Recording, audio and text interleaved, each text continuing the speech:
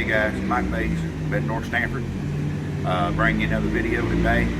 Been a while since we had one. We've been busier than a long-tailed cat in a room full of rocking chairs around here. Today we're going to talk about timing and autoload. This is probably the most requested video that people have asked us about. It may run a little bit long. Matter of fact, I think we're going to break it up in maybe 3 or 4 episodes. We're going to start off with the mechanical timing on the thing. If it ain't in mechanical time, it's not going to run, and nothing you do to the numbers in your program is really going to do you that much good. So we're going to show you how that we set mechanical timing of the machine, and we've been doing this for years and years and years. And if your timing is set this way, I know the first day that we started up, I can be sitting in a break room when they run product, and it's going to go in the bag. Different bakeries check their timing in different ways. Where we put our timing marks may not necessarily indicate where you put yours. As long as everybody comes to the end of the street at the same time with the timing, where you're checking the timing at is not relevant at all. Before we get started, we're going to do the safety thing as always. If we're showing you to do anything here or telling you to do anything here that goes against the policy in your plant, don't do it. Shut the video off and get back to work. We are going to have some guards open on this machine today, and it is a live machine. We will push an e-stop and open the guard and verify that the machine won't start. We're not going to do any major mechanical work here. We're not going to actually put this machine in time. It better be in time, or the boys that built it's got a butt chewing coming, because we're getting ready to ship this thing out. So first thing we're going to talk about is general timing of the machine. The Tucker cam is the heart of the machine. That's just the cam that's making your tuckers go back and forth. The Tucker cam is not movable. You can't. There's no rotational adjustment on it. There's nothing. So the whole machine is timed to the Tucker cam. So I don't know if the cameraman can get this very good, but as your cam is rotating around, there's a 10-degree dwell in this cam, and that is when your tuckers are fully retracted. Home, they're retracted for 10 degrees. Home on the machine, and where the encoder is going to be zeroed at, is with the tuckers completely retracted and just starting to go forward. The reason we do it with them just starting to go forward is that 10-degree dwell in there. If you're just somewhere in the middle of that 10 degrees, you're not going to know where you're at. So we're gonna always time it with the tuckers just starting to go forward. That would be 0 on your encoder, and that will be where you're gonna set your timing at. First thing we need to really determine is, do we have a 24 or a 27-inch machine? For this video, we're going to talk about a standard cam operated tucker table with the orange egg, as everybody calls them. And we're going to talk about 24 and 27-inch machines. If you got a 29-inch machine, these numbers aren't going to apply to you. If you got a stationary tucker table, or you got a single chain top transfer, or you've got some weird machine, these numbers won't apply to your machine. So we need to figure out, do we got a 24 or 27-inch machine? Pretty simple. Fly spacing on the machine measured from the leading edge of one flight to the leading edge of the other flight is either going to be 24 or 27 inches. So 27-inch machine, this conveyor will actually run just a little bit faster. That's the only difference. You make a sprocket change and this runs faster. So for every revolution of the machine, instead of traveling 24, it's going to travel 27. What the 27-inch gets you is it gets you a little bit bigger window to run a little bit longer product. It's probably more popular than a standard 24, to be honest with you.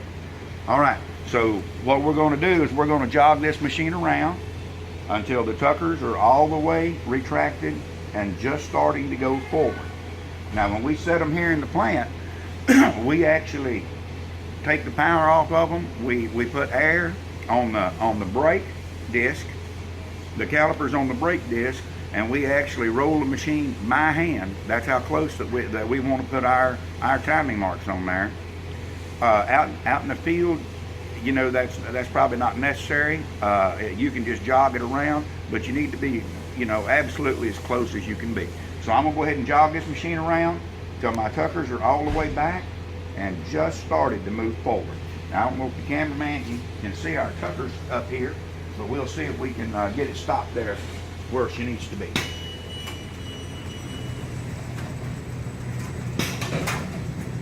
I'll probably overshoot it, I usually do.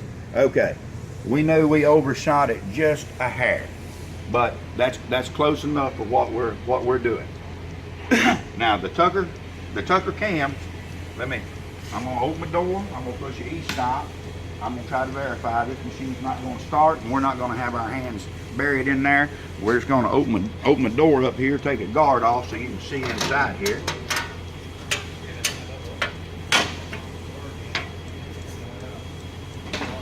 All right, now we can have our cameraman get down here. We can take a look at this thing, and you can see. You getting a good shot on that? All right. You can see our cam here is slightly past center, so we went past, so we're on the forward stroke of our 10-degree dwell. So that's where we will put our timing mark on this cam, is right here. So we know now that cam is where it's supposed to be. At this point, your encoder would need to read 0. Some of them are on the screen. If not, it's on. You can look at the high-speed counter card on the back of the older machines, and that's where all the lights on that is lit up at, is 0. So now our cam is at 0. Our tuckers have came back, and they've just started their forward movement. Okay, now we know we have us a 27-inch machine. Used to, years ago, we timed all machines at what we call 16 inches timing. With the advent of the little slider rolls and everybody going to the smaller buns, them salesmen, I don't know what they'll come up with next, but every time they come up with something that gives us heartaches, we actually moved our timing to what we call 17-inch timing.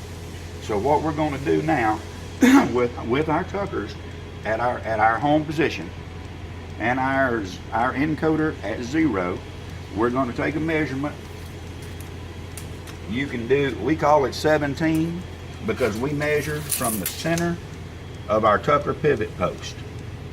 Now, if we built this machine right, from the center of that tucker pivot post to the end of that dead plate right there should be 2 inches. And it looks like they've done a really good job. So 2 inches, if we add 2 inches to 17, we get 19 inches from the end of that dead plate. But we're not going to go from there. We're going to go 17 inches from the center of the tucker pivot post right there. 17 inches back. And we have made a little mark there. And we broke the chain, and we moved the leading edge of our end feed flight.